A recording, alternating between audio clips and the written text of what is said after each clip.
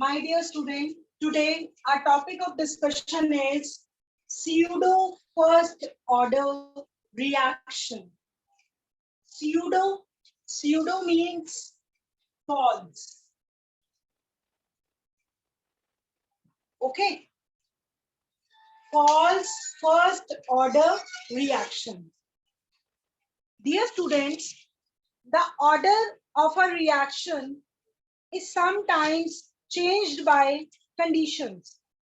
Suppose I am considering one chemical reaction between two substances in which one substance is present in excess amount. One of the reactant is present in excess amount. Suppose I am taking the hydrolysis of ethyl ethanoate, CH3, CO, C2H5, then ester.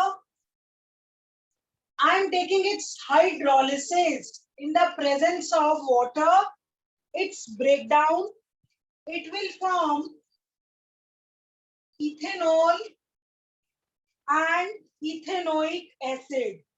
Same reaction you learned in class 10th also. Suppose whenever the time t is equal to 0, suppose at time t is equal to 0, it is 0.01 mole and it is water is around 10 mole. And at time t is equal to t, whatever may be the time at 10 seconds, this comes out to be 0 mole, means its whole of the amount is consumed and it comes out to be 9.9 ml mole. My dear students, even after the reaction, this 9.9 is approximately equal to 10 mole. So it is not so much of consumed in this reaction. It is present in large excess even after the reaction. When you see this reaction, the rate of the reaction, suppose I will say write the rate of reaction, it is equal to K, CH3, COO, C2H5, whatsoever may be the order, into H2O, suppose this.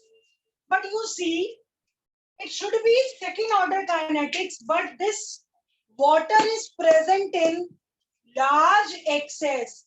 It is not as much consumed during the reaction. So rate of reaction is not dependent on water. It only depends on one reagent, one reactant. So it follows the first order kinetics. It appears to follow the second order kinetics, but actually it follows first order kinetics. That's why it is called as pseudo first order reaction, which means when this reaction takes place only when one of the reagent is present in large amount. So it is following your first order kinetics. One more example you can take. It is inversion of cane sugar, that is sucrose. C12H22O11. When it undergo hydrolysis, it will form C6H12O6 glucose plus C6H12O6 fructose. Here, the rate of reaction only depends on this sucrose molecule. So, it is your first order kinetics. Fine. This reaction follows the first order kinetics.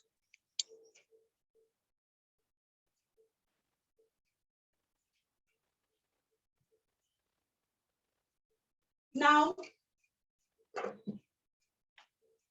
I will discuss some other factors which affect the rate of reaction. So, factors affecting rate of reaction. We have already discussed the concentration factor by rate law expression. We have already discussed. Fine. Second factor on which rate of reaction depends is your nature of reactant.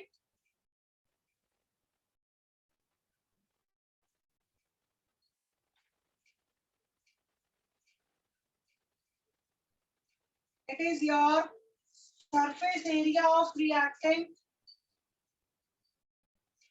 It is your catalyst,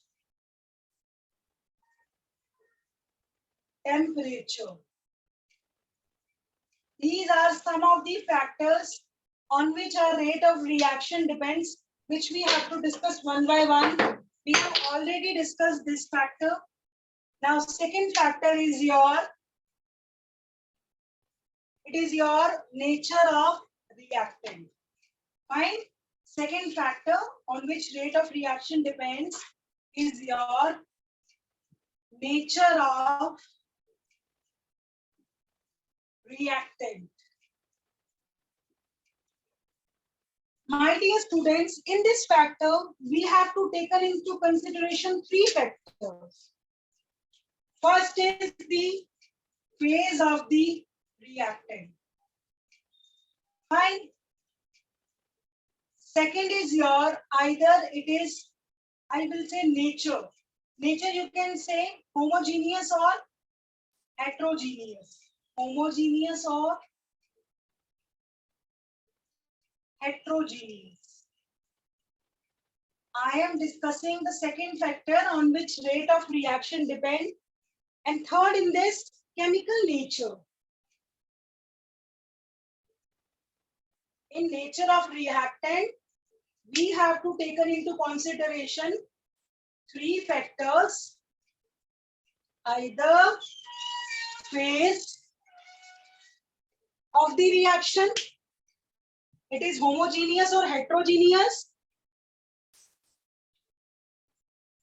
and chemical nature. First one is phase. Phase means your reactant is in solid state, gaseous state, or liquid state. Your phase, your reactant is in which state? Solid state, liquid state, gaseous state. You know, in solids, the forces of attraction are very strong. So whenever they are present in the reactant molecule, it is not easily break down because their particles are very close to each other. Their force of attraction is more. So whenever one of the reagent is solid, in that case, rate of reaction is not so fast. When one of the reagent is liquid, its rate of reaction is far faster than solid. Because in this, the force of attraction is somewhat greater than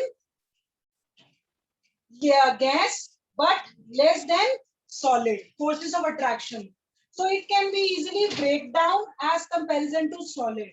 But whenever your reactants are in gaseous phase, in this the molecules are very far distance apart. In this, the rate of reaction is more.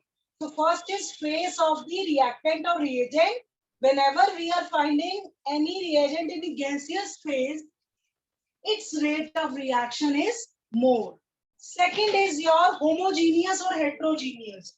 Homo means uniform, composition and appearance. Uniform composition and appearance. Fine.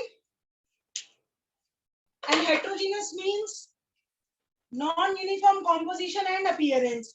Whenever we are taking the reagents in uniform composition, suppose gas, they easily react. Gas with solid, it will take some time.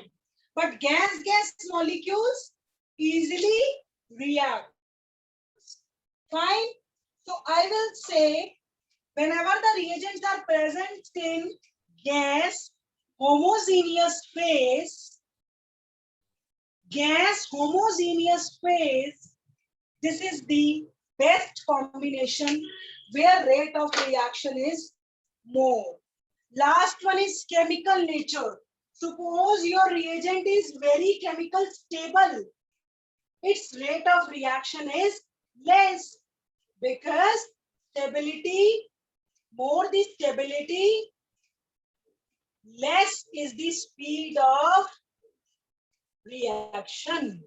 Because molecule, now it will take more time to break down. Fine. That's all about your nature of reactant. In this reaction,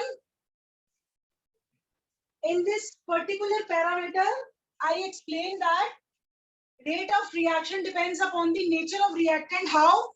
On phase, either it is what is the nature of reactant, it is homogeneous or heterogeneous, and what is its chemical nature. If it is present in gaseous phase, its rate of reaction is very fast. If it is present in homogeneous phase, then it is also fast. And the molecules are, if they are less stable, it means they easily react. Fine. Now, third parameter is your surface area of reactant. Third parameter is surface area of reactant. My dear students, more the surface area, more the rate of reaction.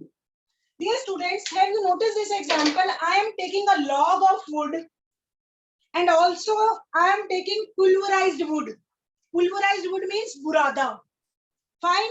I am taking one log of wood and one pulverized wood. Which will easily get fired? Pulverized wood. Because in that case, wood is present in the form of powder. Their surface area is more. Whenever the surface is more, it means because they get more chances of interaction. I am explaining this by taking one example. See, it is glass of water. Fine, 2 glasses of water. I am adding this medicine. Fine. This medicine in 1 glass of water and say in another glass I am adding powdered form of medicine. Can you see in both of the reactions? See here, whenever I am taking one thing in powdered form, it easily gets mixed with the solvent because it makes it reaction fast. And in this, you can see the tablet is present at the bottom of the glass water because in this, the surface area is less. The surface area is less. C. Because in powdered form, you can see the surface area is more. Here, in this medicine, the reacting sites are less. But when I break this medicine, it also increases its surface area. Fine. After breaking of this, I again break it or I convert it into powder form. Now more the surface area, more is the rate of reaction. So you can see in this glass, this medicine is completely soluble in this glass. But if you compare this glass with this, See, in this, the medicine is not so much fastly soluble because in the former case, we have increases the surface area of reactant. So more the surface area, more is the rate of reaction. My dear students, till now, is there any doubt? Please let. Which affects the rate of reaction is your catalyst.